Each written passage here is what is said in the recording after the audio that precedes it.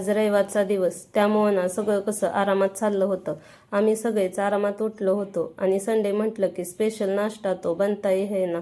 मग ठरवलं चला आज टोस्ट सँडविच बनवावं.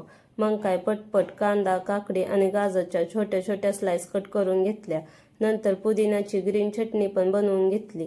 आणि हो, या पुदिना चटणीमुळे ना टोस्ट सँडविचला एक वेगळीच टेस्ट येते बरं का. मला तर ना खूपच जास्त आवडते ही पुदिना चटणी.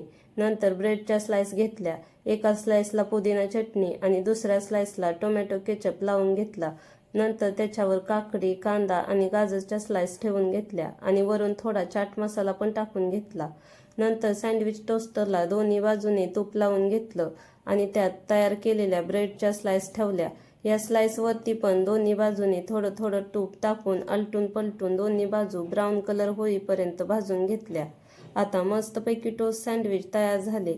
हे तयार झालेले सँडविच कट करून त्यावर टोमॅटो केचप टाकून तनुषला आणि तनुजच्या पप्पाला सर्व केले आणि मी पण टेस्ट केले. खूपच छान झाले होते बरं का. तुम्ही पण नक्की ट्राय करा.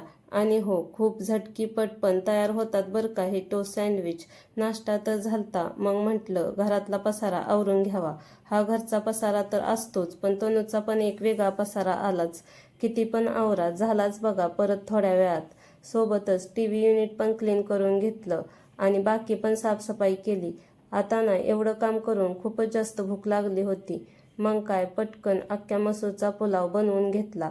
सोबतच कोशिंबीर पण होतीच. आणि मग काय दुपारच्या जेवणाला फस्त केला ना हो गरमागरम अख्ख्या मसूरचा पुलाव.